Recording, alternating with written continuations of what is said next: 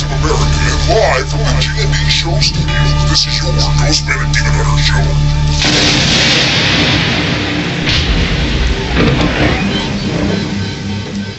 Doesn't that sound exciting to you?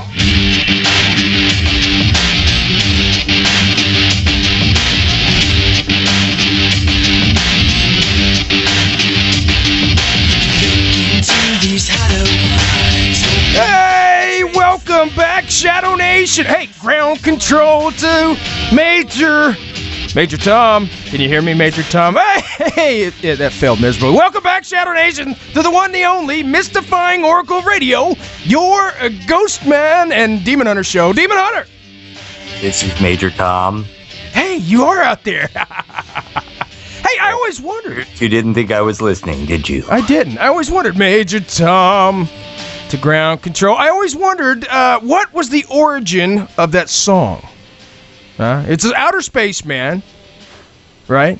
Yes. And he's floating around in outer space. And, clearly he's a astronaut. Did he die? What that is? Well, I'm assuming, considering the song, that he probably didn't come back, Sean. But was he that's, what was it, in the 70s that song came out? Ground control. I'm the wrong person to ask about music. No, I thought it was the Beatles, but it wasn't the Beatles that sung that. It wasn't the Beatles, Demon Hunter. I forget actually who sung it, but I just looked it up when I was coming home, and I forgot. That's how we do radio, guys. I already forgot. It was the dude that did the movie, the guy with the hair. David Bowie. Oh. Yeah, David Bowie. The movie. The guy that did the movie, sure. Well, yeah, ground control to Major Tom. I thought it was the Beatles, and I thought, I was just wondering. So you don't know music either. That's good to know. Well, yeah, let's talk about, music. That's what we do. Yeah, it was, David Bowie. I just looked it up. Major Tom is an astronaut referenced in David Bowie's song Space Oddity. Ashes to Ashes and Halo Space Boy. But it doesn't say... then I guess the Pet Shop Boys did a remix. I don't know. I wonder... I recently saw the movie... Did he die? Huh? Can you hear me? Was he high or was he tripping on shrooms? That's what the question was, Demon Hunter, because, the 70s, 60s. Okay. It was a big shroom tripping time, so I didn't know if he might have been, I never touched the things. I'm always afraid I'm going to get the bad shroom. Because he said, Ladies and gentlemen, don't eat the brown shrooms. Eat the brown shrooms, everybody. They're good for you. The comments of Sean Burris do not represent those of GhostMan&Demon Hunter or their affiliates. Our fans like it. Anyway, Demon Hunter, welcome back. It is Sunday night to all our listeners around the world. 102.7 FM, The Hog. Planet Paranormal. Stitcher Smart Radio. That's Stitcher Smart Radio. I choked on my own spit with the S there. But hey, guys, welcome back. Been a long week. Got a great show tonight. Ecstatic. I'm ecstatic about it. We're on radio, Sean. Don't say static. Static. Yeah, we don't need any more static. But what's going on, little brother? It's been a whole week. The world's missed us. Everybody's ashamed that they, if they're not here live, they're ashamed, in studio. Yes, there's great shame all across the nation. There is great shame across the nation. Hey, we had last week's guest on.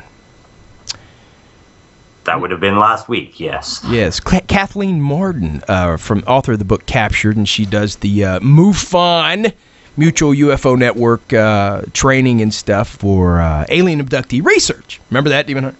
I do. I was there. And she came on, and we started talking about stuff on the show, the aliens and what happened to, Barney and Betty Hill, the most documented abduction case in history. Now, is it the most documented abduction case, Sean, or is it merely the most talked about abduction case? Most documented, Demon Hunter. Very curious to hear you say that. Not curious, wait. I'm trying to use the big words today. Hold on a second. Very puzzled. It's an enigma. No, you asked, they said it was, because I wanted to get that right last week, and they said it's because the lady's dress was torn in the back, and his shoes or his pants or something, and they still have those archived somewhere. Usually, you don't have the clothes. So they take those. But anyway, she came on, and I was going to tell the guys we were we were talking to her after after the show, and I as usual, me and Nathan pumping out these questions. We always we miss like 7 questions we want to ask, or 10, or usually they're most important. Fit into 28 minutes, folks. Yeah, usually they're the most important questions we want to get out. We don't. But I got a chance to ask her, and I remember after the show, here I have this, educated young lady on that's done this stuff all her life, and I said, well, I'm going to go out to this place where aliens are supposed to be spotted all the time, and I was just wondering, how do I hunt for these, and she goes, I don't know how you look for them. She goes, I just, I train for abductee stuff, and so my bubbles kind of burst. I thought that was weird, though. She's a counselor, Sean. She is. She's a counselor, yeah. But I guess MUFON doesn't, they got their own, they only train in what division. Researchers, it's a big organization. Yeah, well, like for us though, we have to know how to broadcast, be plumbers in studio, get rid of the cockroaches there in your studio, and oh, thanks. So anyway, what's going on, man? It's been a long week, and I'm so glad to be back here in studio. It's a beautiful day outside. Happy birthday, America. 4th of July Friday was awesome. I hope everybody had a great time. I know I did. Did you get rained out, Sean? I did not. It was a beautiful day here in Indianapolis, Indiana. I got to go downtown. I took the kids, which was the only bad part because I had to listen to them. No, I'm kidding. I had to listen to them run around and fight the whole time. But, you go down, you put the kids in the car, man. Everybody, it's kind of a stagnant day, but it was nice too. And we went to the zoo. We got a family membership to the zoo.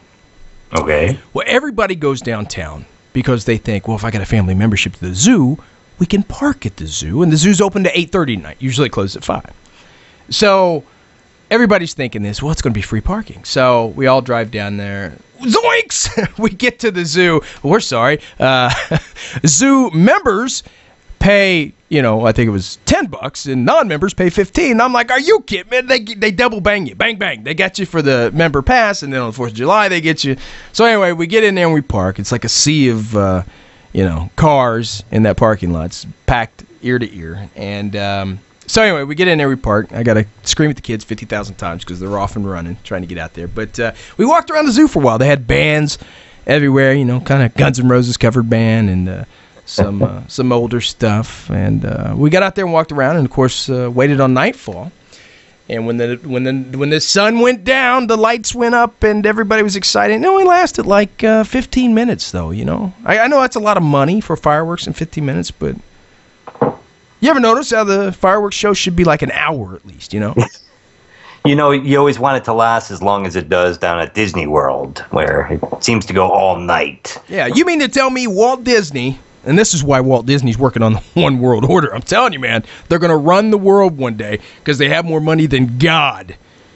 Sorry, God, I don't know how much. I haven't seen your bank statements, but I would assume they got a lot of money. So, but to trump the states, I mean, you would think the states for one day a year could put on something comparable to Walt Disney, yes?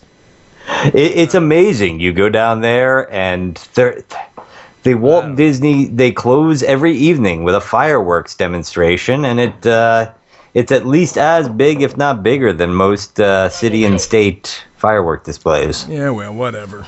I don't know. But anyway, they let off the fireworks, and it was just kind of it was real nice, but the fireworks shows are never as good, like you said, as Disney, or I think Kings Island does a place.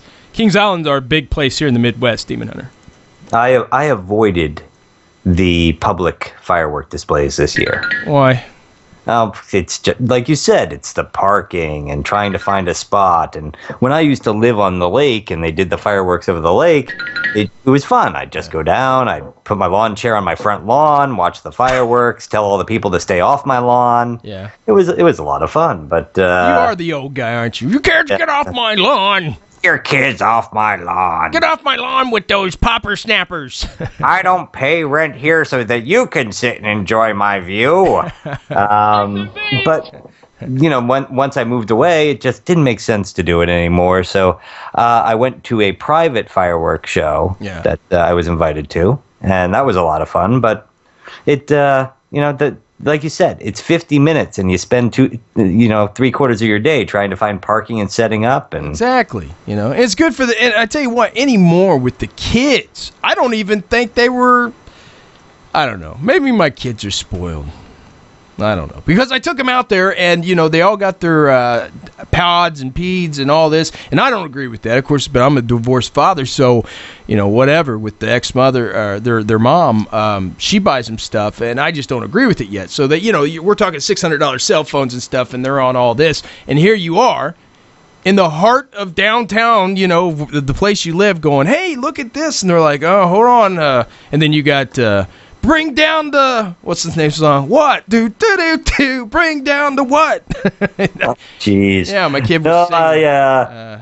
I can't, it's easy for me to say because I don't have kids, but, with my nephews and nieces and their children, as they were growing up, if we went out someplace and they were sitting there looking at their Game Boy or whatever they had back then, I was like, okay, we didn't drive all out here for you to play video games. Put it away. Brats! Yeah, kids. Can't live with them. Can't live with them. Can't get rid of them. Anyway, nothing's been going on here, though, around the studio today. I did get the grass cut this weekend. I was very happy with that. And the rain has held off. It's a very pleasant evening. By the way, the time is 7:12 p.m. Eastern, and the weather partly cloudy. So, remember that? It's inside. It's an inside joke, folks, but you still have a few minutes, John. We do. Yeah. Hey, Nate, did you hear that thing? This was awesome. It caught my eye. It was all over Facebook and in the news today. Scientists find on and off switch for human consciousness. I did not read that. Oh, my goodness. It's big because, we've talked about it on the show with the ghost and all this stuff, and we've always talked about, consciousness. Does it survive death? That's what we're dealing with. Does the soul... like Einstein had said, matter cannot be destroyed. It can only change from one form of matter into another. So, the question was, does that matter remain conscious?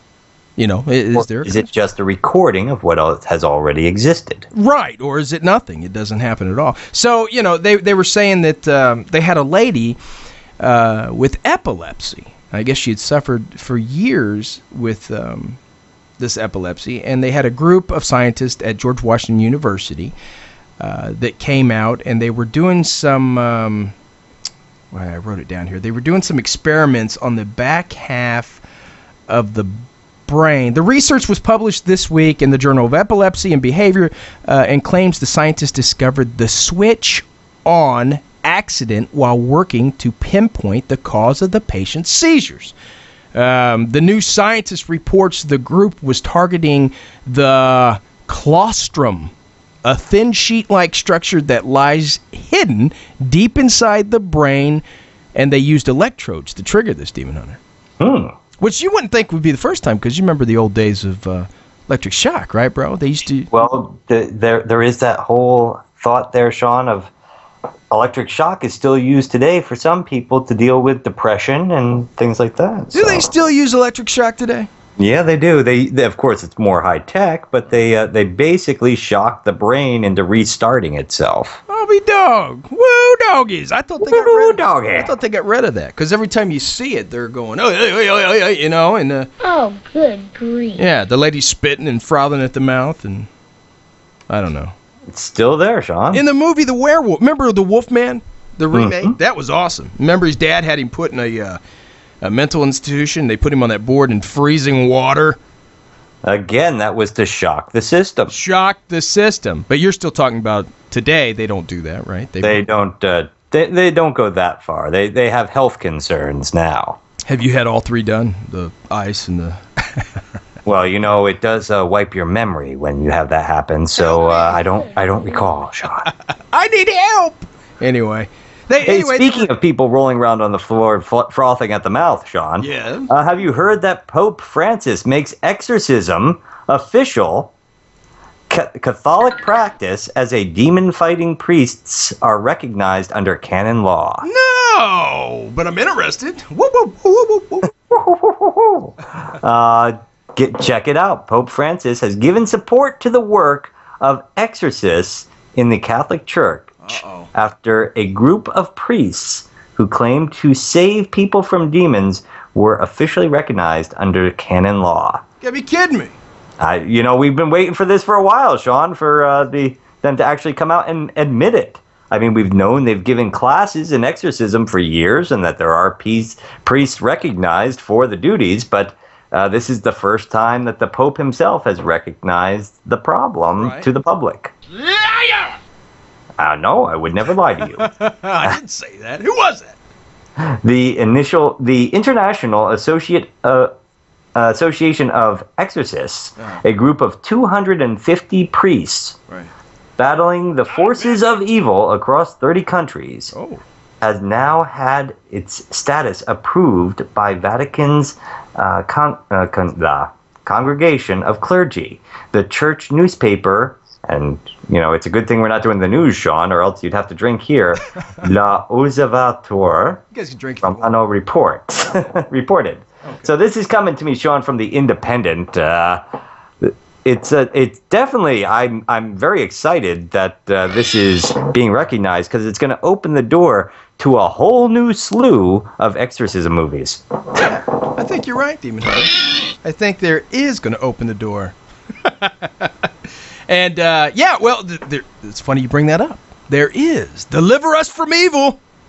Everybody's talking about it. I think we should talk about it when we come back from break here in just a moment. I know it's coming up. You got about a minute, Sean. See, I'm off. See, I'm trying to stay right there for the Hog 102.7 FM. But did you like the Hog sound I was giving? I did. I like that, Sean. You're getting that down pat. So we're gonna let you guys in. Big fans of the show here. That you guys that listen in weekly, you will know the new technique. When I'm telling Nathan the break is upon us, you'll hear this. Okay, and after the break, you'll hear that. So, but that's how before all that stuff, And then when we're past the break, you'll hear Mayday, Mayday. Hey, Sean, one little thing I wanted to shout out there before we go to break, as you were saying. People keep listening to us and keep in touch. We're actually in discussion right now with a group called Action Audio Apps. Action Jackson. When you sit there listening to your favorite football game on TV or in the studio, you'll be able to go to your app and listen to what the players are saying on the field through Action Audio Apps. And they're actually in discussions with us right now about also broadcasting the Ghostman and Demon Hunter show. See? You guys one day will say, we remember them when? When? Yeah, but no, if you hear me and Nathan going, Omaha, check right, you guys will know we got confused with it.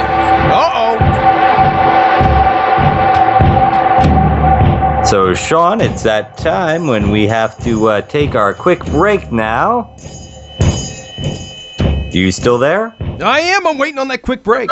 Okay, we'll be right back after this.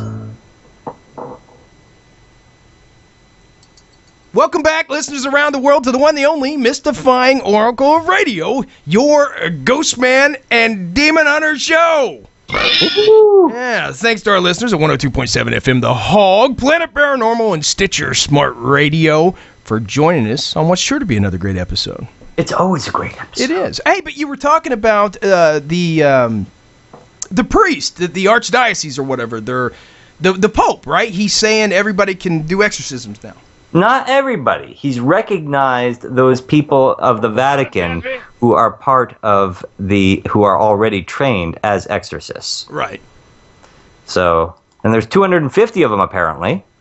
Yeah, but when they first came out, and I remember 250. Wow. Yeah. To cover the world. No, but they were outnumbered by Satan. But they came out when the Exorcist of Emily Rose movie came on.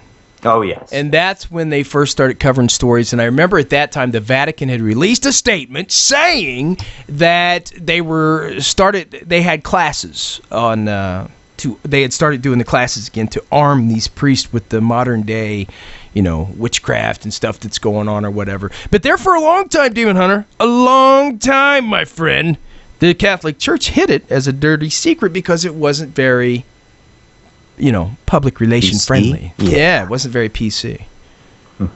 And it's kind of flip script. I'm not coming after the Catholic Church, but I know you got to adjust to the times and whatnot, and you don't want people to not trust you. But I mean, why? Why do you think they hid from that? We're talking back the Amityville horror days with the Lutzes and the Warrens, and the Warrens had to work with the preachers and the priests, and they always had this hard time. But today, it seems like if you called up the local minister and said, "Hey, my sister's head's spinning around," you'd get a little helpful hand, more so than back in the 70s.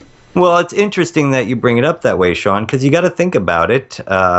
Whether people believe in demonic influences or not, we'll leave that up to their own belief systems and their own sensibilities.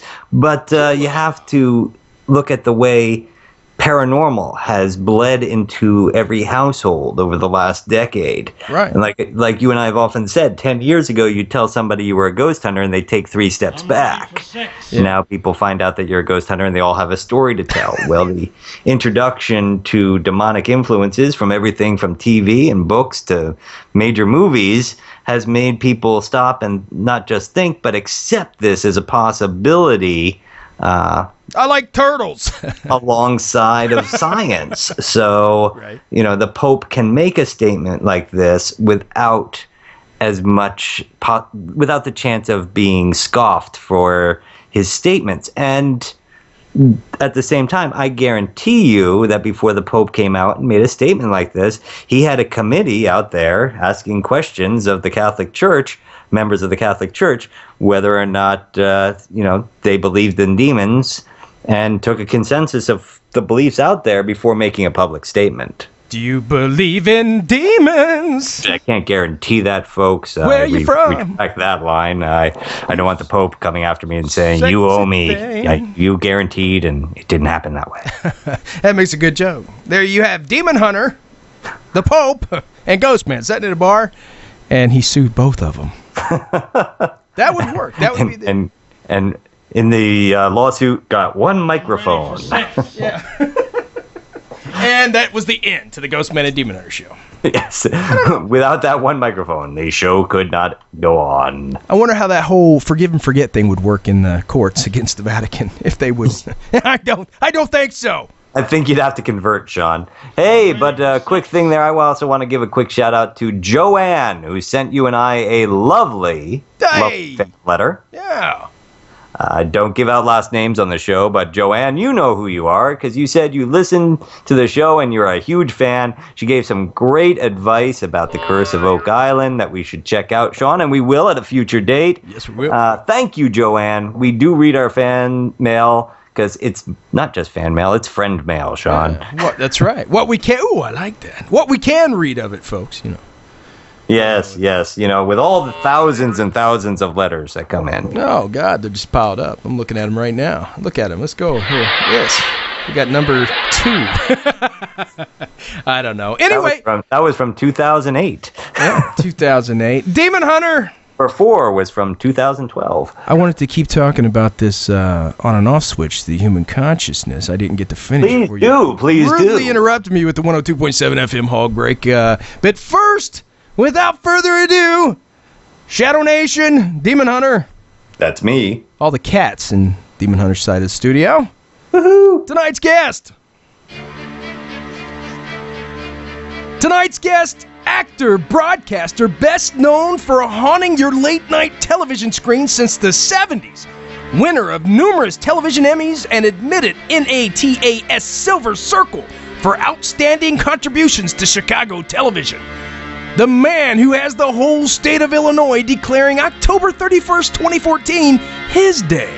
The one and only Midnight Madman. The actor. The broadcaster. Rich Coase. Svengoolie. Himself, Demon Hunter. Svengoolie will be here tonight. The lines, they're around the block, Demon Hunter. These guys are, people have been... So when do we get a day, Sean? I don't know. Rich Coase, though, guys. He's going to be here tonight, the International Man of Mystery. Wait, that's Austin Powers. No, Rich Coase, guys. He's going to be here tonight. We're talking famous guys, like Face on Lunchbox. And can't wait to get him on. It's going to be a great show. Our day will be February 29th. Yeah, we'll have to take a day nobody else wants. Yeah. A day, once every 4 years, they'll think of us. Yeah, you won't be allowed to mention us, but you'll be allowed to think of us that day. Once they give America's inmates all their special days, then what they don't take, we'll get We'll get one. I don't know what I would like Halloween too. Maybe we can talk to Rich and get like the day after Halloween. No, we can't. The church get that. It's All Saints Day. Yeah, that's All Saints Day. What about the day before? What about the day before? Every day has a reason. There's no Ghostman and Demon Hunter Day out there. See?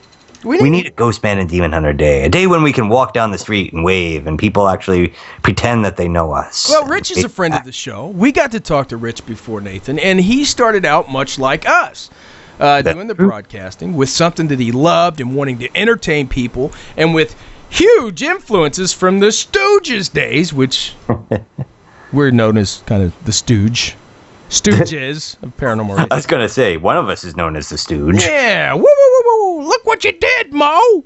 Yeah. But when I started watching him, like everybody knows, it was Sammy Terry was our late night horror host here in the Midwest, or here in Indiana at least. And Rich Coase was from Chicago. That's where he originally started. And now he's on MeTV everywhere at Demon Hunter. I mean, the guy's... He's everywhere. He's on at midnight somewhere, 11 p.m. somewhere, 11 a.m. somewhere. I mean, he's just all over the place. And it's the old style. You know what I'm saying? That's right. Going back to the original days of TV horror hosts, everything from Elvira and Vampira and your good old friend Sammy Terry. It gives people a taste of the past. Our good friend, guys. We'll have to play that for everybody again sometime, Nathan. There was this horror host, Sammy Terry, Bob Carter, and loved him to death. I grew up with him. And he talked to me and Nathan. Nathan was taken by him. First time Nathan ever met him. But we have that archive. That was the last interview Sammy did before he passed away a couple years after that. So that was that was something, wasn't it? I think it's the first person we've had on that we admired that actually went to the not to the wayside, that passed away immediately following. Yeah, most of the people that come on our show then go to the wayside, but no, Bob didn't. But his son took over for his son Mark Carter took over for Bob, and he does the Sammy Terry thing, keeping it alive here. But Rich Coase, and we'll talk about what all he's done there in the segment when Rich comes on tonight. But he keeps a part of the old America alive, Nathan. I think that's interesting because a lot of people say, that day's dead, the programming TV when we had 4 channels, stuff like that. That might well be dead those days because we know we got 5 billion channels now to choose from. And never anything on. Nothing on, right? But people still want that good, and we talked to Rich about this. They want to feel like we hope you guys feel with us because you guys aren't just fans of the show and listeners. You guys are our family. And we love you. And we want you to believe and know that we're sitting right next to you. And if we could be right now, that's what we'd be doing. And that's what Rich believes. And people want that. They don't want to see a movie star on the screen all the time doing something. They want to see a regular guy that would be in their house partying with them, Wearing makeup and a wig. And throwing rubber chickens at you, What are you going to do, Demon Hunter? Anyway, talking about this, get off Rich here. The Svengoolie worship. Scientists find the on and off switch for the human consciousness. I thought you'd have went crazy over this. I haven't seen it yet, and this is the first I'm hearing of it. Big deal, though. New Scientist reports the group was targeting the claustrum, just like Santa Claus, but claustrum. A thin sheet-like structure that lies hidden deep inside the brain, and they targeted that with electrodes. Gizmodo explains, that's the real name, guys, explains that when the woman unexpectedly lost consciousness, unlike a seizure, where a person's activity immediately stops, the patient seemed to slow down, speaking more quietly and moving more slowly until she was silent and still, unresponsive to the voice or visual stimulation. Once the electrical stimulation was turned off, she regained full consciousness, but with no memory of what just happened. Wow. Yeah. My chair is squeaking again. I'm sorry. It's a squeaky chair. Huffington Post, anyway, guys, was telling that the American neuroscientist Christoph Koch, he was saying this study is incredibly intriguing, but it is one brick in a large edifice of consciousness that we're trying to build. Ultimately, if we know how consciousness is created and which parts of the brain are involved, then we can understand who has it and who doesn't. Huh? Well, we can tell you right now, Yeah. We have it. But think about it. Everybody talks about life and death and what we're made of. Consciousness. That's it, right? The way we perceive things, the way we feel about the environment. It could be something and feel about the environments that are around us at the time. Could be a huge thing for depression and patience. But it could be a huge thing for conspiracy theories as well, Sean, because just imagine if you can shut a person off, can you reprogram them? See? Yeah, I wonder if you got the President of the United States and you was just... I was just getting ready to say that, Nathan. We start dealing with that. I forget what that movie was, but the guys could bend your reality or whatever. They inject you with this thing and they snuck into your dreams. And their dream would look so perfect. They had these engineers that would make your... Well, that was Inception. Yes, Inception. Wonder if there was something like that. Nobody would be safe. Well, they'd have to get in first, Sean, and that's why I've put up the new Demon Hunter security system. That's right, you can't get into my home without at least facing off against, 7 demons on a good day? That's it, 7 demons. Compliments of your pal GhostMan that sent you your very first haunted doll. Who still sits up on the wall, staring down at me. Yeah.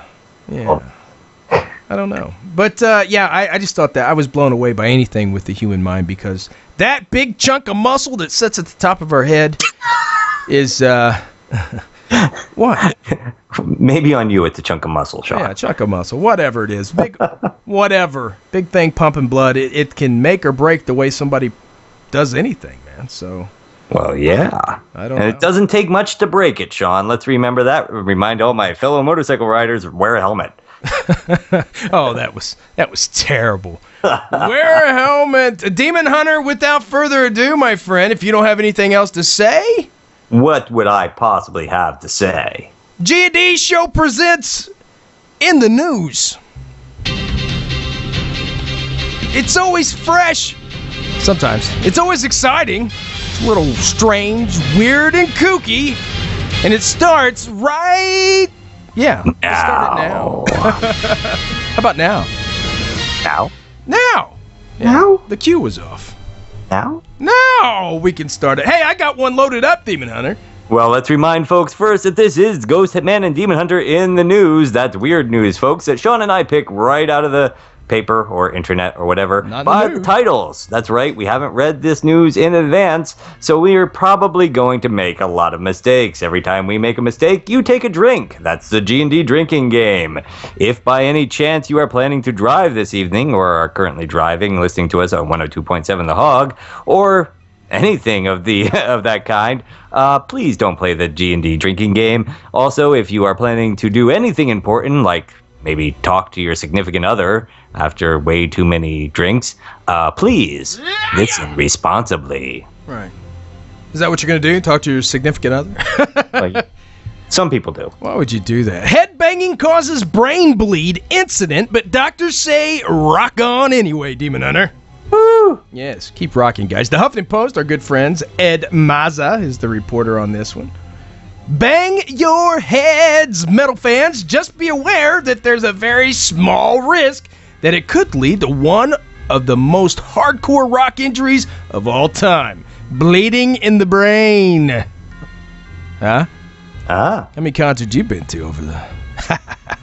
Hemorrhaging. I was quite the headbanger in my youth. Yes, you were, the mullet. Anyway, in a case study published in the Lancet, a 50-year-old German man reported a headache that wouldn't go away for 2 weeks. A scan revealed a chronic subdural.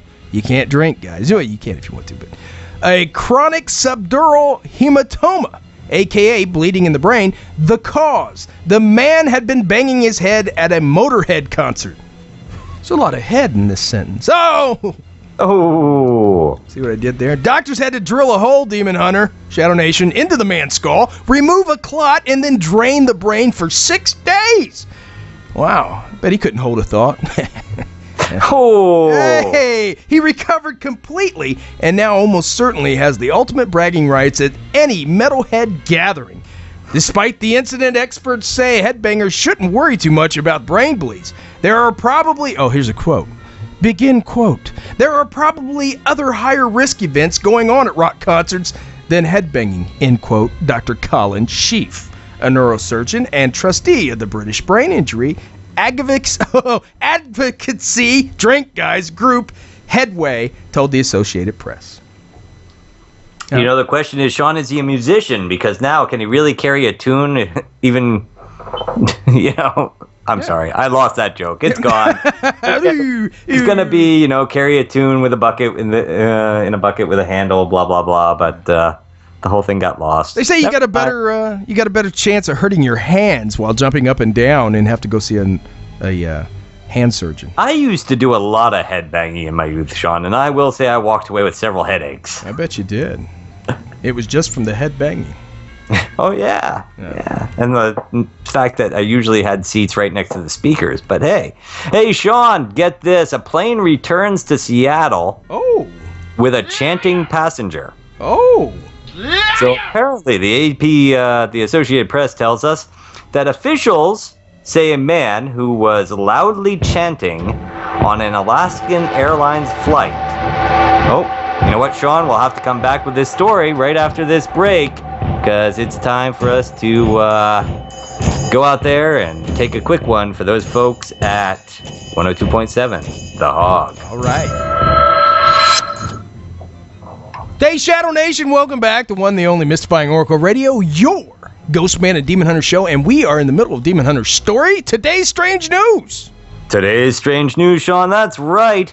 We're talking about a chanting passenger who was returned to Seattle. Officials say a man who was chanting loudly on an Alaskan Airlines flight from Seattle to Hawaii made the other passengers uncomfortable and prompted, have a drink, folks, the crew to return and drop him off with law officials at SeaTac Airport. Satan is your pal. Satan is your buddy. Is that what he was chanting or what? Well, let's just see. Airline spokeswoman Nancy Trott, nope, that's right, folks, don't have a drink, says that the captain made the right decision for safety on Wednesday night. Trott says the man was removed without incident about 9:30 p.m. Flight 877 resumed with 178 passengers and landed at 1:16 a.m. local time Thursday in Kona. I'm glad it resumed, because I didn't think you would. Because I almost stopped. Trott didn't know what the man was chanting or why. Okay, so it could have been that. Who knows?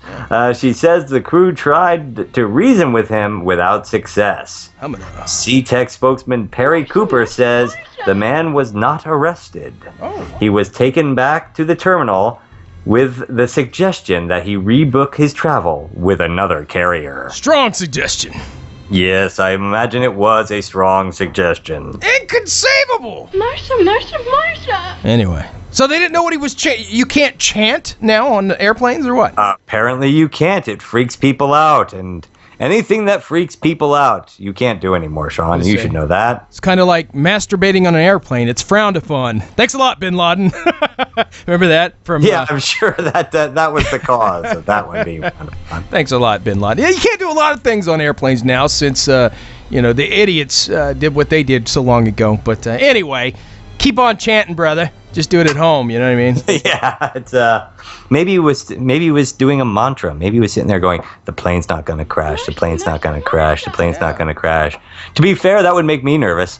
I don't know. I did hear though. I was talking to TSA out at the airport. I know a couple of ladies that work out there, and they always joke around. They're big fans of our show, Demon Hunter. They listen to it all the time, and they quiz me on all the stuff we ask the people, and what are the people like after the show and all this. So anyway, I always get the best stories, and they had Gary.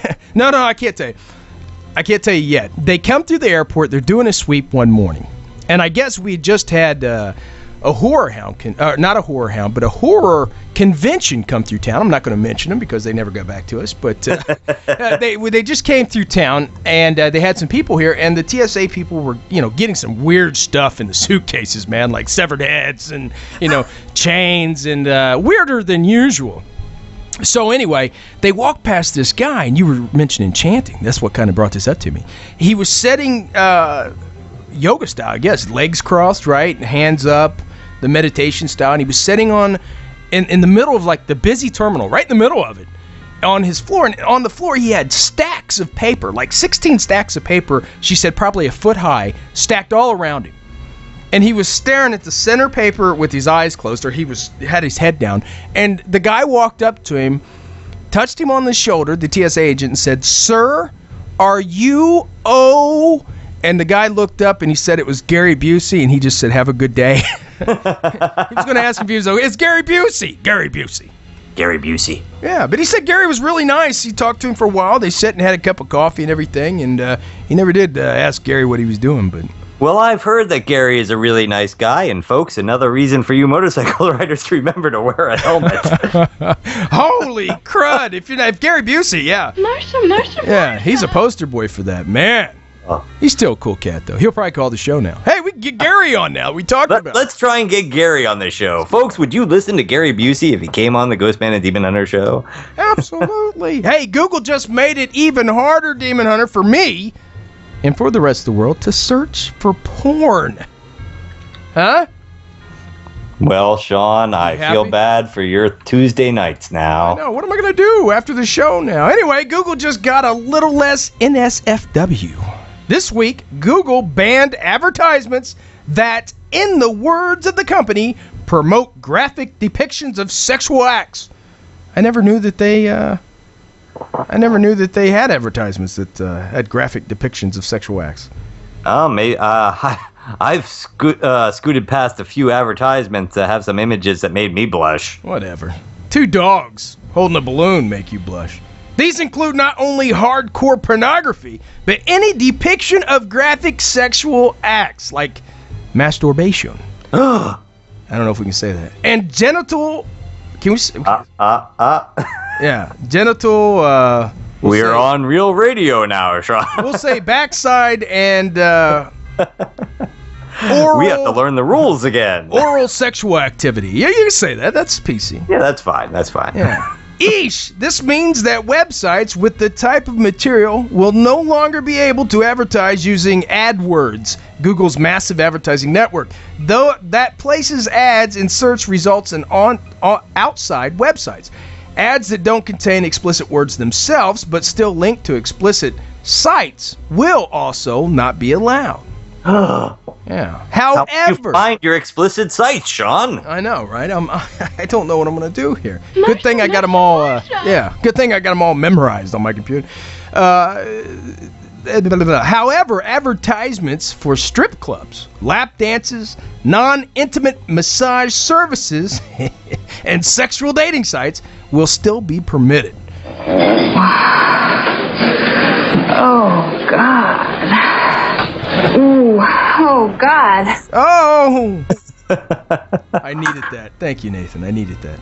Anyway, Google just... Did I mess you up there, Sean? Google just lost their place in my book. No more Googling.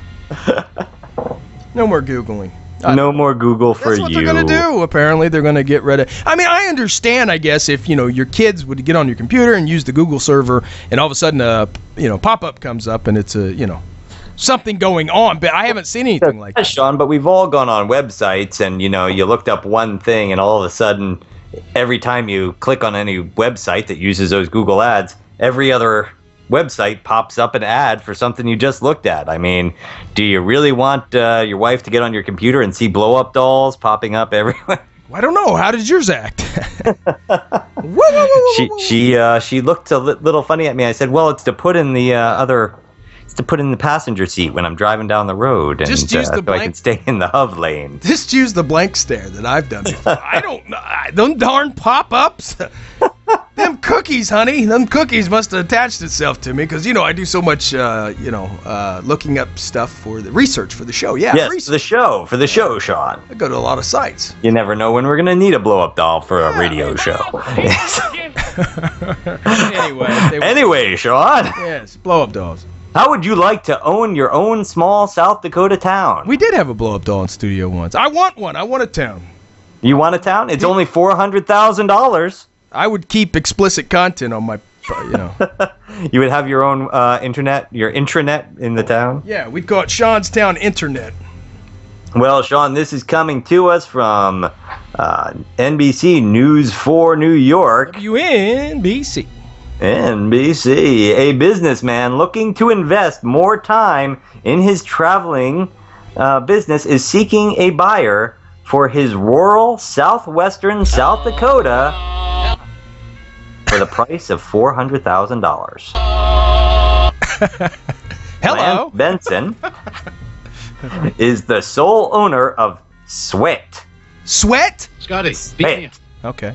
Schwit. I need a An spritz. unincorporated hamlet in Bennett County, about 2 hours southeast of Rapid City. Ooh. Benson, who bought his own town in 1998, Was that after his television show? Benson. Remember Benson? gave it to his ex-wife You don't- in a divorce settlement, Oh, but reclaimed it in 2012. I would too. She He don't put deserve the town on the market last week, Yeah. according. According, he told the Rapid City Journal. I want a biggie fries. Get a drink there, folks. I did kind of mess up on that. In the 1940s, the town had a population of 40 people, Ooh. along with a post office, some houses, and a grocery store. Yeah. Over the years, ownership of the town concentrated to a single person until it wound up in Benson's hands about 16 years ago.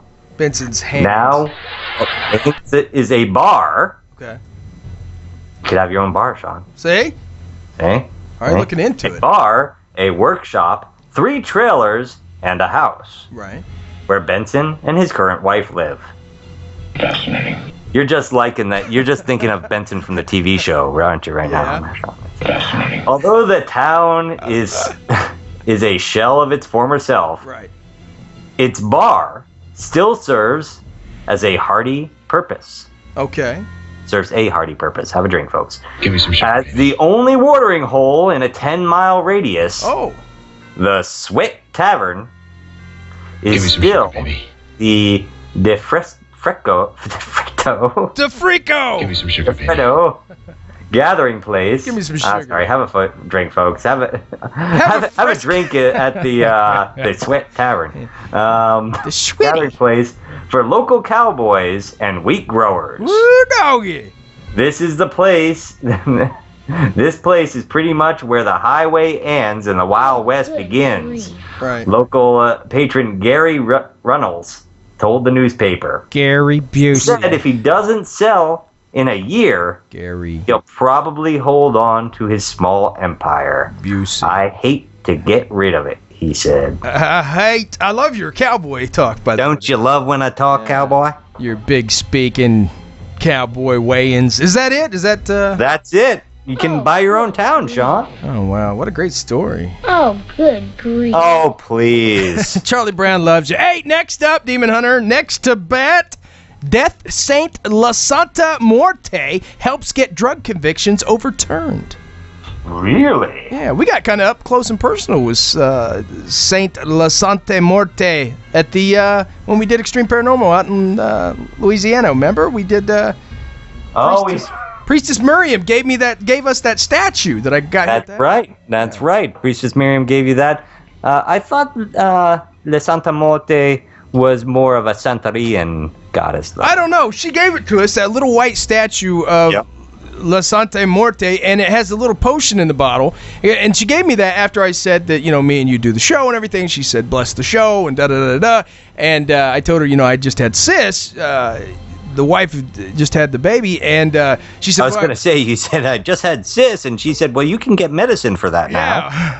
Yeah. People pray about that, son. But no, she gave me that and said, put a blessing on everything. And then I went home and I investigated what it meant. It says that it's certain death to men who cheat in a relationship. I was like, what? What are you doing here? What's she doing to me, Demon Hunter? Well, they say it only works if you believe in it, Sean. I do believe in ghosts. I do.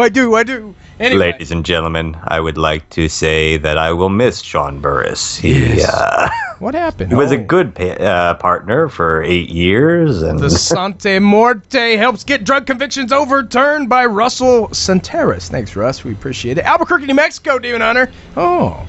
Firearms and drug trafficking convictions for 2 Oklahoma residents were overturned Wednesday thanks to a skeleton saint known as La Sante.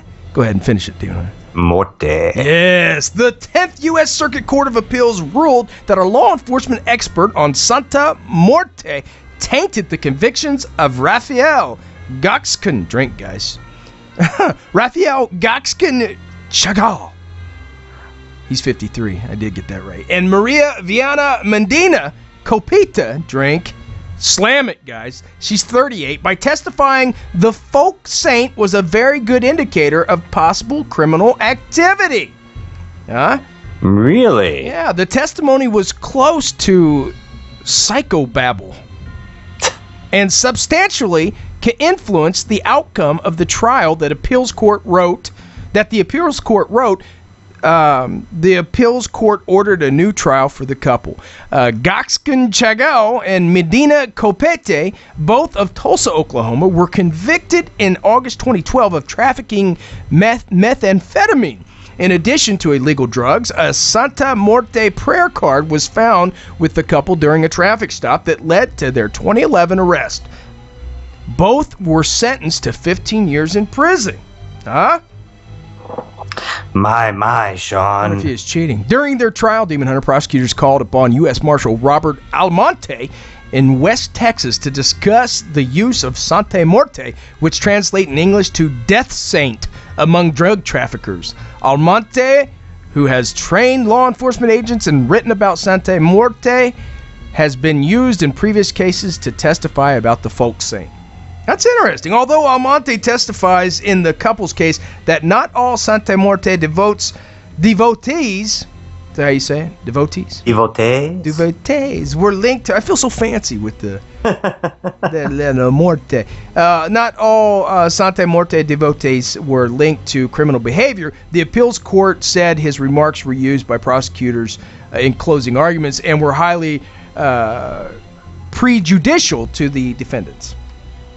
My. Popular in Mexico and sometimes linked to the illicit drug trade, Santa Morte is folk saint, also worshipped by some artists, gay activists, the poor, and the immigrant. Small businesses. Gay activists, huh? Is there something you weren't telling me when you got that statue, Sean? Gay. Apparently, I just keep on learning about Santa Morte, huh? I tell you. Hey, Sean, I think it's about that time when we have to do that next special G&D segment. Legend X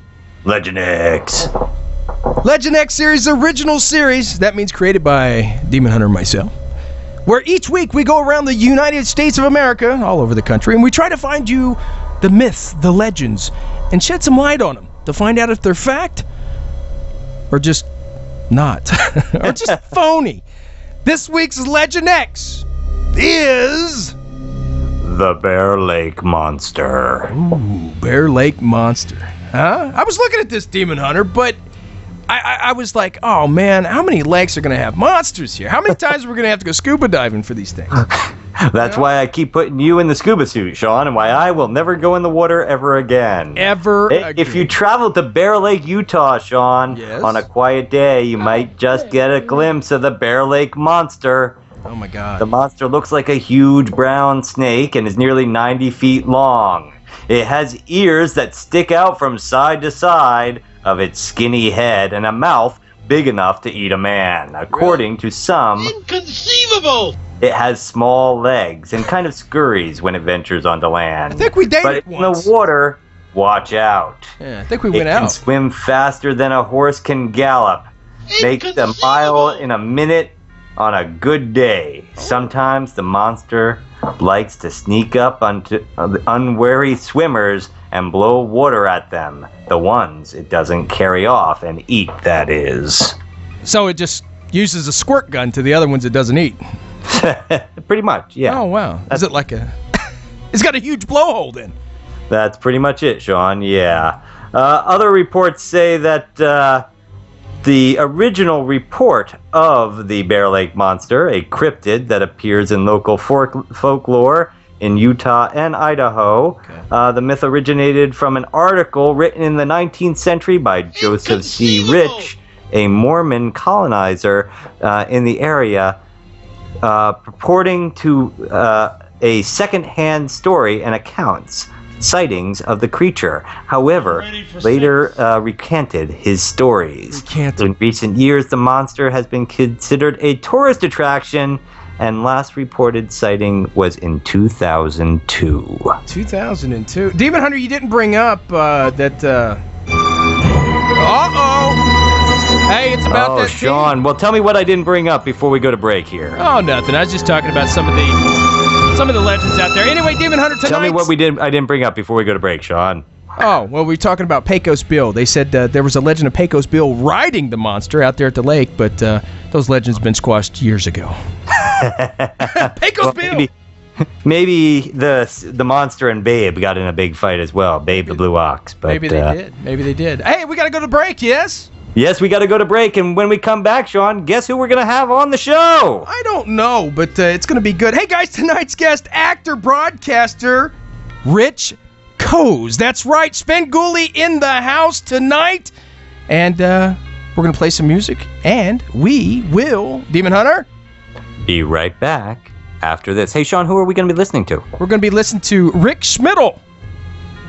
Rick Schmidl? Rick Schmidl with the song I Never Took a Dollar from a Dead Man. Stay tuned, guys. We'll be I'm looking forward to that, and we'll be right back. Be right back.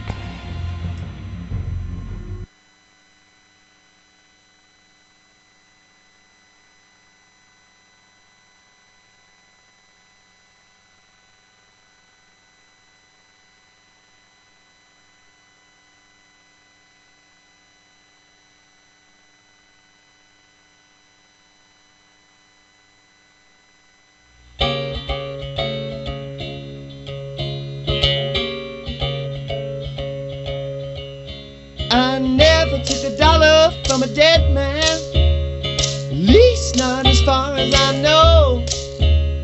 I never left a saddle out in the rain, or a diamond in a pile of snow. But I once fell in love with a waitress.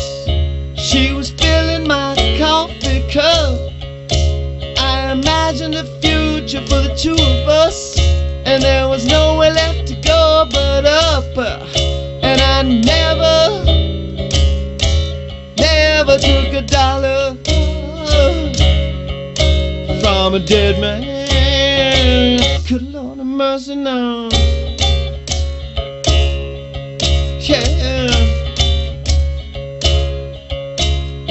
People will sometimes tell you the truth, or at least maybe something close. You ask your doctor what's right for you, he might give you a lethal dose. You could be on a highway hitching a ride when a golden Cadillac stops. It could be Jesus behind the wheel, might be an undercover cop, but I never took a dollar from a dead man. Good Lord have mercy now. Oh no, I said crying good mercy now. Oh, there's never been a better time to do what you will or say what you please. Crawl home and drink your whiskey now. Crawl on your hands and knees. The sheriff was cracking the whip on your back while you build this endless highway. He'll be fronting a band next Saturday night. He'll be singing I did it my way. And I never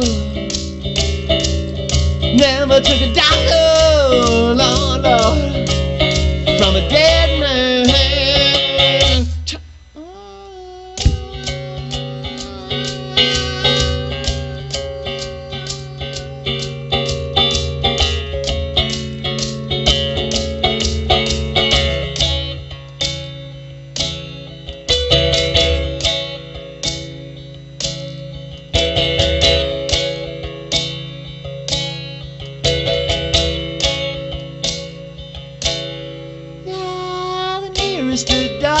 tickets to heaven is a bone. I heard it from a circus clown. Don't look for me on Broadway. Yeah, I'm living on the edge of town. I won't go into the details of my current circumstance, but I promise I'll let those good times roll if I ever get half a chance. And I never took a dollar loan from a dead man.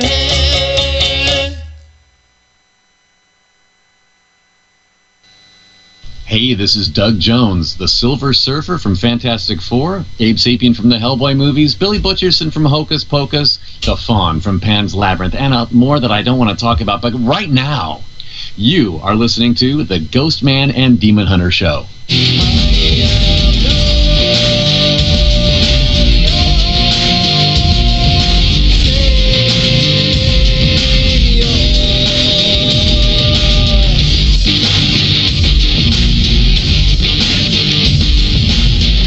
Welcome back, Shadow Nation, to the one, the only, mystifying Oracle of Radio, your Ghostman and Demon Hunter show. Hey, tonight's guest, the winner, the 2004 acclaimed Rondo Award for Horror Host of the Year. He was inducted into the National Television Academy with the prestigious Silver Circle Award. One of the nation's most well-known visible personalities. We're talking Face on Lunchbox here, folks. The man who has the whole state of Illinois declaring October 31st, 2014 as his day. Please help us welcome to studio Svengoolie himself, actor, broadcaster, Mr. Rich Coase. What are you doing, Rich? Hey, how are you? Boy, I better live up to that introduction, huh? Yeah, Sean likes to make our guests feel really uncomfortable at the beginning of their interview. I do. That's all I got to say now. We got Rich in studio. I'm done. My job is done. My life's complete as a broadcaster. Nathan, take it away. I'm going to do a song and dance right now. Nobody can see me. But. Hey, Rich, what's been going? I don't even know where to start. You've won so many, Emmys on television. You're everywhere. I was going to say in the intro when I was talking about the most well-known, one of the nation's most well-known visible personalities. Of course, that started out in Chicago, and now. Where aren't you? Because you got people, huh? Yeah, that's it. I mean, MeTV has really grown in the 3 years that it's been on the air, and we're now in, I think it's over 91% of the country. And the feedback has been great. We've heard from a lot of people.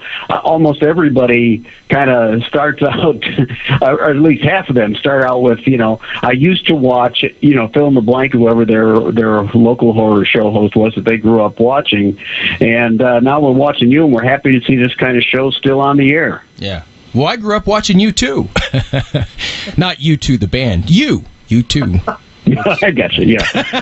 Well, that's cool, yeah, and that's funny because I hear from so many people now who say, I used to watch you when I was a kid, now I watch you with my kids. Yeah. And first of all, it does make me feel darn old, but it's nice to hear. Well, I'm 38, so it's not too far. But Indianapolis, where I grew up, is not that far from the Windy City there, where all the action started out. But I tell you what, people like to ask you the same old tired questions, and we're going to as well, right, Nathan? But I want to jump in there with just something he said right off the bat. What he was saying about, I used to watch you when I was a kid, and now my kids watch you too. Do you see a generation gap there, Rich? That's you've had to change what you do to fit these younger people watching? Because I know I was talking to some of my interns just the other day, and the kids who work for me, and I made a comment saying, I'm not going to be an Indian giver. And one of them looked at me and said, "What's an Indian giver?" Yeah, well, I think, having been on as long as I am, and just knowing that we've got, multiple generations watching, there are things that I've certainly had to update, and you have to kind of, go with the flow. I think I throw in a few things here and there that the older viewers get, and but I try to keep up with everything so that we're throwing in things that are a little more contemporary as well. Have you had to make any comments about twerking yet, Rich? I think we have, yes. But according to one of our MeTV promos, that's a word that we're not supposed to mention on MeTV. So I try to do it very sparingly. Hey, I was late with the laughter there. I queued it up, but I figured Rich would be. We do the little the sound clips like you do on the show all the time, and we love doing it. Some shows we just go back and forth with sound bites, and there's nothing else, But, yeah, we don't talk during the whole show. Yeah, we don't. Well, that probably saves your voice. That's good. In time during that cough and flu season, I'm sure that comes in handy. But see, Shadow Nation listeners around the world that are tuning in tonight. For those of you that are just new to us on 102.7 FM The Hog, I wanted to tell you, Nathan and I, seldom times do we get somebody on that's inspired us. And for me, myself, Rich as Svengoolie, and some of the stuff he's done with the Stooges, the show you have, Stoogepalooza, things we'll get into like that later, has inspired us to do a show.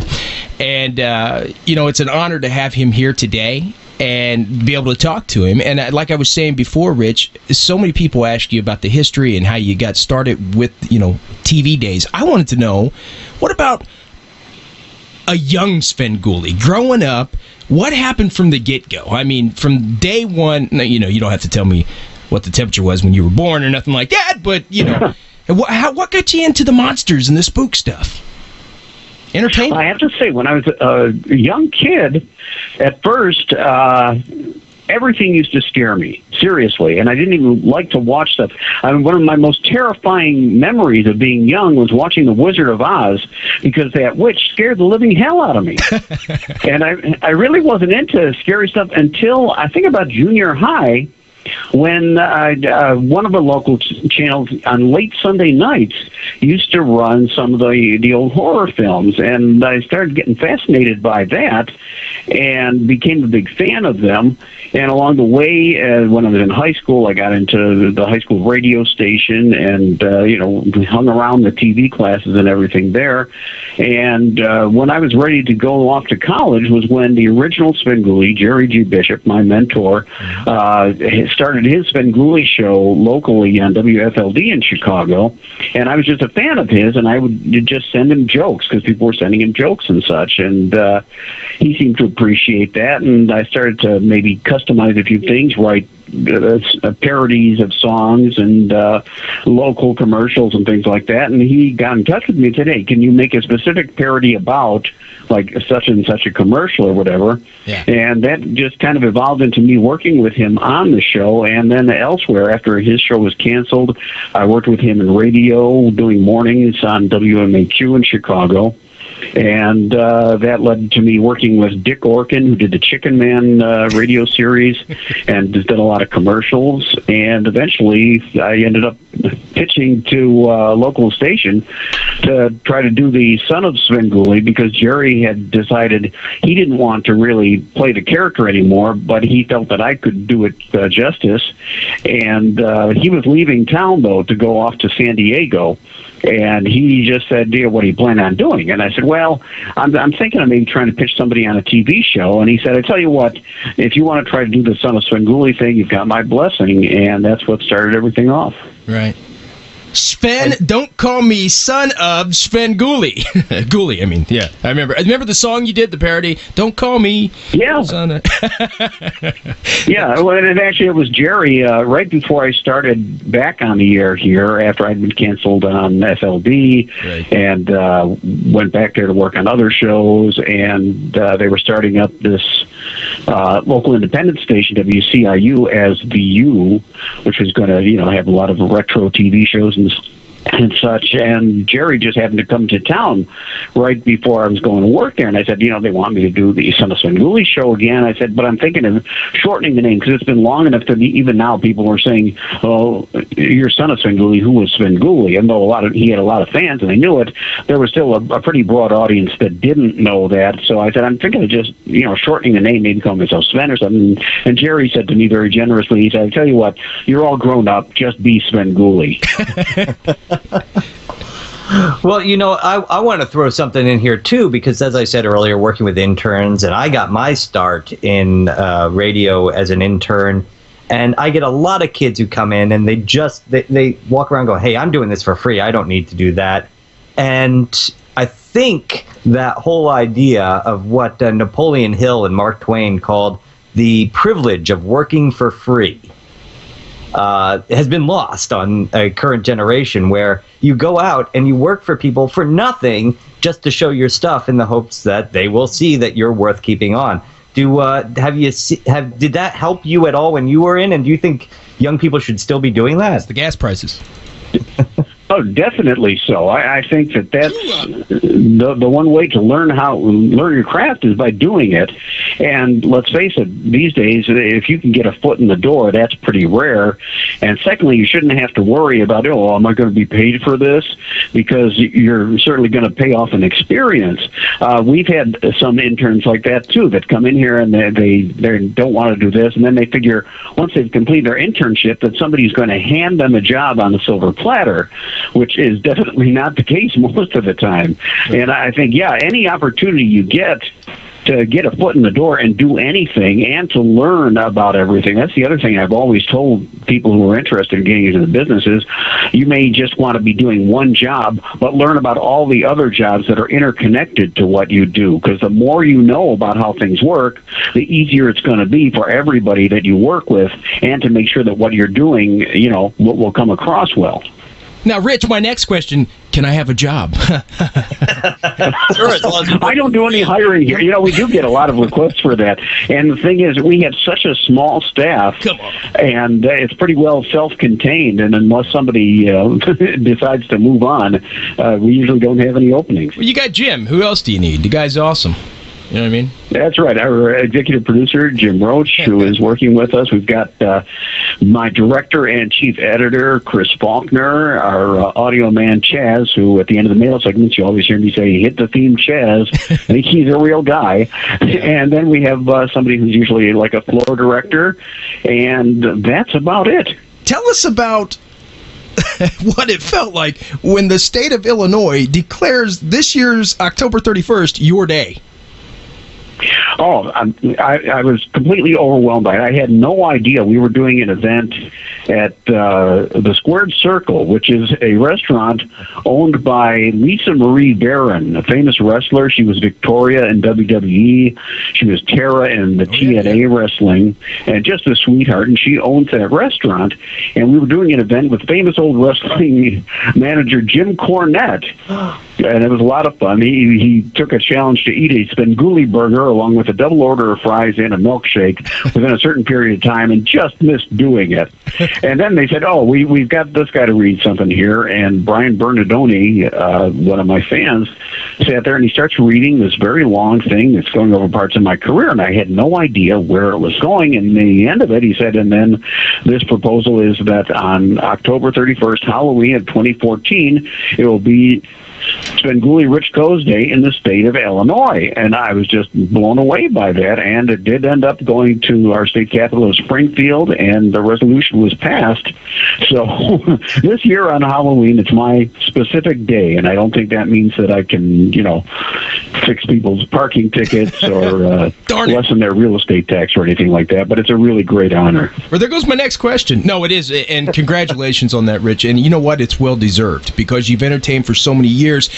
And with our show, like I said, when I got into this, with people like you to inspire me, we wanted, not only do you do television where people feel detached and are like, oh, that's very entertaining, they feel like their pal is coming into the front room, cracking open a Coke, sitting on the couch and palling around with them. That's why people love you. And that's what we've tried to do through the show here. And I think you inspire so many people to do that. They feel like you're the uncle or the crazy dad or the brother. They don't feel like you're this actor on TV, Was that what you were originally trying to go for, or just that's your personality came through?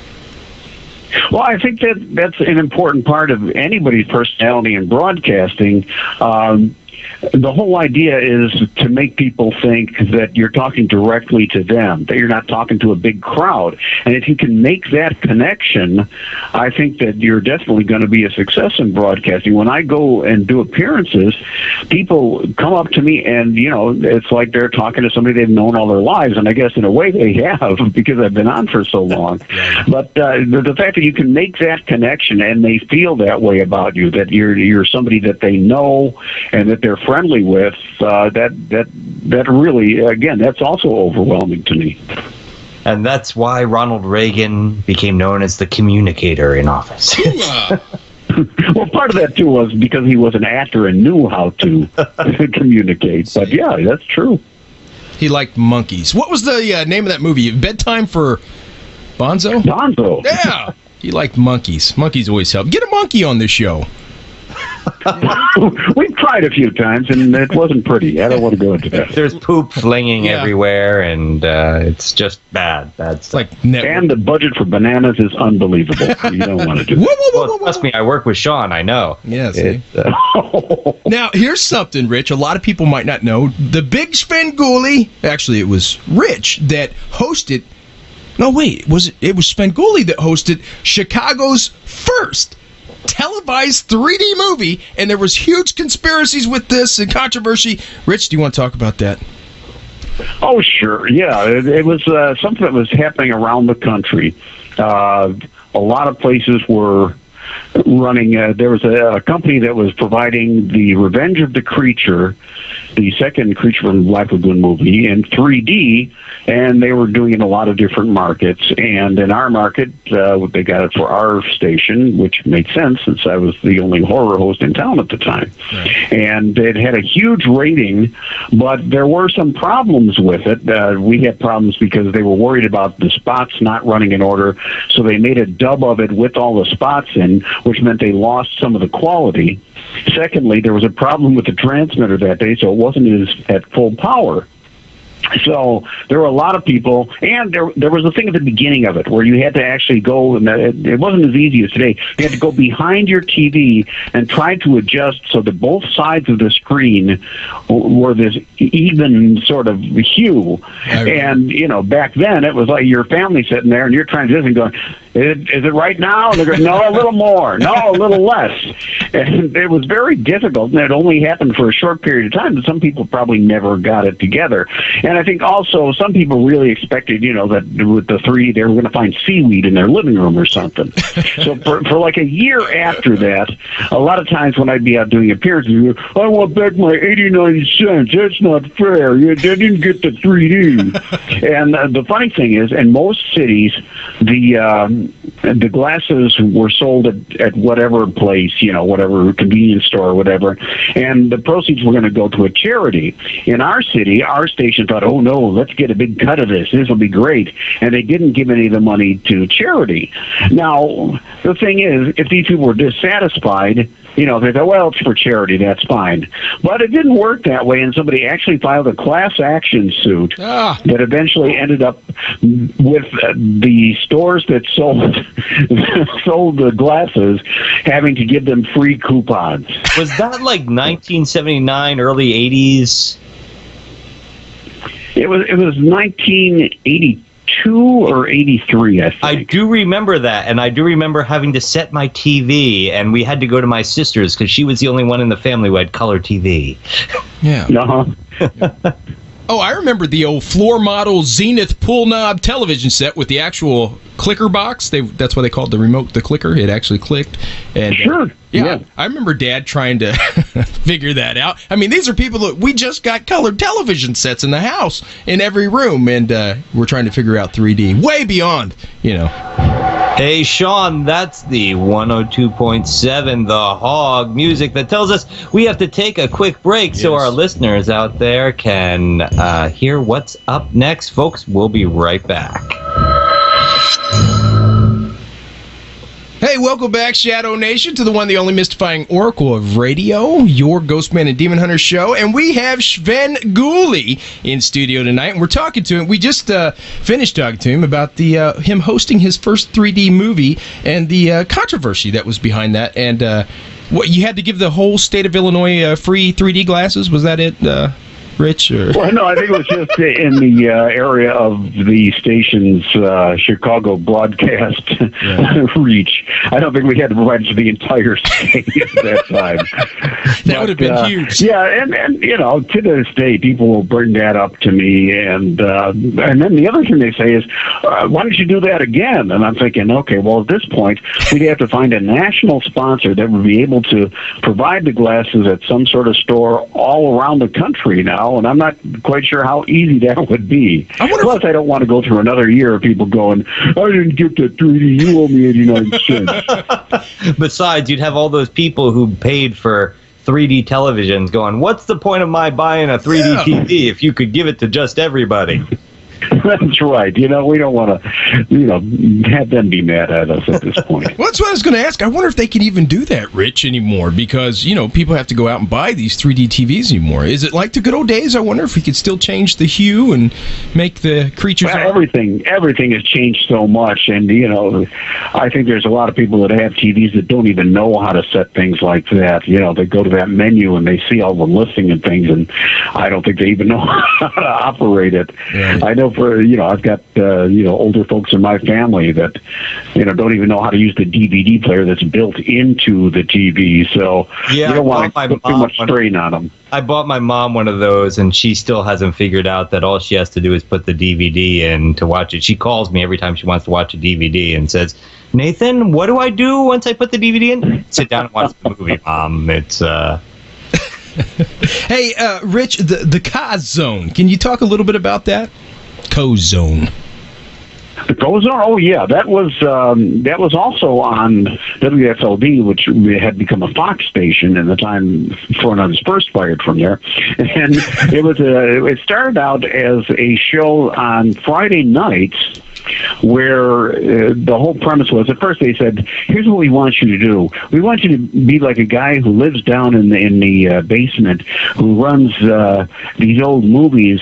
It's like, the Phantom of Fox. And I said, well, that's great, except right now on cable, on the country music station, they have the exact same thing called the Phantom of the Opry. And I said, well, it's not, and I said, here's what I want to do. People know my history here. And not too long before that, there had been a guy who actually broke into a couple broadcasts on local stations. And I thought, here's what we'll do. I'll be like a pirate broadcaster. I want revenge against the station that fired me. And I'm going to break into the signal every week for those 2 hours to do a show. And I said, oh, okay. And that's what we did. It started out, looking like the movie was going to be, Lassie Returns or something, and there'd suddenly be static, and my show would come on. And it was the same thing. I'd host different movies, not always horror movies, various kinds of movies, as if I was breaking into it. And then at the end, we'd switch back into their local programming. When we first did promos for it, we'd have a promo for, say, like the Phil Donahue show or Cosby or something. There'd be static, and it would show me tinkering with some equipment or something, and a sign in the background of what time the show was going to be on. Then it would fade out and would go just to the end of the regular promo. And some people were unsure what it was, if it really was somebody breaking into the signal or whatever. And I remember that someone from the FCC actually called our chief engineer and said, you want us to send a truck around and see who's doing that? And when he told them that, no, actually it's a promo, it's a fake thing we're doing here, I guess the guy from the FCC was not real pleased about that. But eventually that show, when Fox started their kids block of programming, they decreed that you had to have a host for that in every city, and they decided that they would transition me to that, and the K-Zone became a daily kids show. And I just remember management being confused as to why the number of adults watching, the adult demographic for watching those shows suddenly rose amazingly. Wow. And demographics are important. They really are. But people talk to us all the time about, when we were on television and they ask us questions, and we tell them we had the highest rated show for people 15, or I think it was 12 to 18, Sean? Yeah. On A&E. And then we sat there and said, yes, but of course A&E, History Channel, Bio, they don't sell anything to people who are 15 years old. So it didn't mesh with them. And surprisingly, all the numbers were coming from my mother and grandmother's house. Well, that's what happens when you have 20 of those boxes in your house that read what's going on. Tune in, Grandma. Tune in. Hey, Stoojapalooza. Rich, why did you start that? Basically because both the guy who hired me, Neil Sabin, who was the genius behind Me TV and started WCIU as the independent VU here, was a huge Stooges fan. When I first talked to him when he was going to hire me, It turned out we were both huge fans of the Three Stooges, and he had actually brought them to another station in town. And he said that station still had them. He said, boy, if we ever could get that, wouldn't that be great? And we talked about our favorite ones and everything. And eventually he got the contract for that. And he said, do you want to host that? And I said, sure. And the show was basically, we'd choose 5 different ones. We'd find a theme each week. And I would just, write stuff about the background of each short and the characters that played in them and everything. And it was very popular here. A lot of people loved them because a lot of people loved the Stooges. And the one thing we learned was, even though they're always saying, oh, women don't like the Stooges, about 85% of the women I would talk to, we used to do man on the street thing, just doing a poll. 85% of them like the Stooges. So I think it might have been just the fact that, the society has evolved enough that it's okay for women to say that they like the Three Stooges. So tell me, with the stuff you used to do, breaking into the show and actually like doing some spoofs on it, have the folks from Mystery Science Theater 3000 or Riff Tracks contacted you to say thank you for giving them such a wonderful idea? Well, in some interviews, a couple of the guys from Mystery Science Theater have actually said that they used to watch the original Svengoolie and Son of Svengoolie, so they have kind of given us a nice nod there. And I've heard that occasionally when they're doing shows, some of their live shows and stuff, they will actually mention me, which is really nice. Well, with the history and the technical side there going on, the acting process, is there a switch in your head when you turn to Svengoolie? Svengoolie. That's a language, isn't it? Well, yeah, I mean, obviously, it's kind of an offshoot of my own personality, but there is a kind of, it's you kind of assume the character, and suddenly you've got the accent, which comes and goes, which I always use as my excuse now. Well, I've been in the country long enough that I've lost a lot of the accent, but in reality, it's just because they wanted me to read a lot of stuff fast, and with the accent, it was hard for people to understand. So I try to augment it so much, but every so often you throw in a rolled R, and it comes out fine. Well, I tell you, Rich, I know the hour is upon us, and you're a very busy man, and I could keep you in here for a year, brother, talking to you, and we'd love to have you back on. You've done so much. Since you started in 78 as the son of Svengoolie, you have blessed the local television, well, nationwide now, television screens to both young and older viewers, and I just want to thank you so much for coming on today, and please keep inspiring the younger generation and us older guys, too. Before we go, though, Sean, I would like to talk to Svengoolie. Oh, Svengoolie. Well, you have been actually talking to. I've been talking to Rich. Yeah. Wait a minute. Let me call him over here, okay? Yeah. Hey, Sven, come here. All right, just a minute. Hello there. Is this my friend GhostMan&Demon Hunter? Hey, you got the name right, Sean. Right there. He's a hero in my book. It's Svengoolie. Most people say I'm not a hero, I'm a zero, but hey, what are you going to do? And besides, I turned the accent up a notch just so I sound more Svengoolie-ish. You don't have to say anything fast today, Sven. You know what I mean? So you can... Well, that's good. See, so I can just continue rolling my R's like rubber baby. Never mind. It's not important. Well, we were talking to your buddy Rich that stole all your glory over the years, and... what an amazing guy, and what an amazing history you've had, and we love you, man. Well, thank you so much. That's nice to hear, and I'm just so pleased that people around the country, like yourselves, who grew up, with Sammy Carey, it's nice that people who grew up with a different host, instead of you saying, "Oh, who's this guy? Why is he trying to do this? He's no good," have actually said, "You're all right, and we don't mind seeing you at all." So that's a compliment to me. Sven, I wanted to ask you, since we have you on the air, you've done so many pictures over the years. Has there been one picture out there that you really wanted to host that you haven't gotten to host yet? Oh, yeah.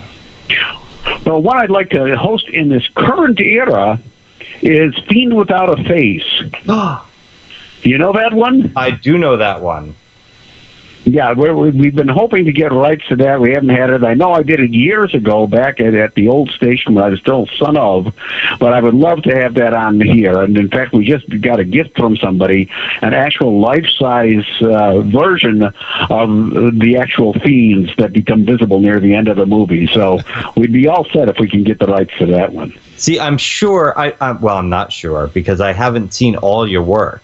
But over the years, I know one of my absolute favorite films of horror of the era that we're discussing was, Mr. Sardonicus. Oh, sure, yeah. And that with his permanent smile there. Have you gotten to host Mr. Sardonicus? Yes, it was before we started doing the national version of the show. But that's another one that I'd love to get back and be able to show again, because that's a great William Castle movie. I love all the William Castle ones with their gimmicky stuff involved. And I'd love to do those too. I still have one of the cards that I can hold up to say, what I. Oh yes, the yay or nay card. Very good. Oh, well, Sven, going out, before we leave, and I'm not sure if Sean has any more questions for you, but I want to make sure that everybody who's listening tonight can find you, on that mystical air of internet that's out there. Where would they find Svengoolie? Well, on the internet, you can find me at Svengoolie.com. But, of course, you can see me on MeTV in Indianapolis on WTHR, which over the air is 13.3, and I know we're on a bunch of the different cable systems, so if you can search that out. If you really aren't sure, you can always go to www.metvnetwork.com. You click on where to watch, and then just enter your zip code, and you'll be able to find out all the different providers that provide our program to you. Nice. Sven, we know you're a busy man, and we love you. Stay on the line 1 second. Okay? You got it. Thank you, guys. I appreciate you having me on. Thank you, Sven. Thank you, Rich and Sean. Guess what time it is? Hey, it's time to pay the bills. Well, let's do it. Let's do this. Let's pay the bills. I mean, I never want to. Sometimes the checks bounce, but hey, special thanks to our listeners all around the world at 102.7 FM, The Hog, Stitcher, Smart Radio, Planet Paranormal, Creative Commons, Midnight Syndicate, and freemusicarchives.org. Thanks for the tunes. Hey, from the Hunted Back Roads of America, this has been another G&D exclusive interview. It's been a big one. Don't go changing America. You know we won't. Demon Hunter. Because we love you. Night, guys.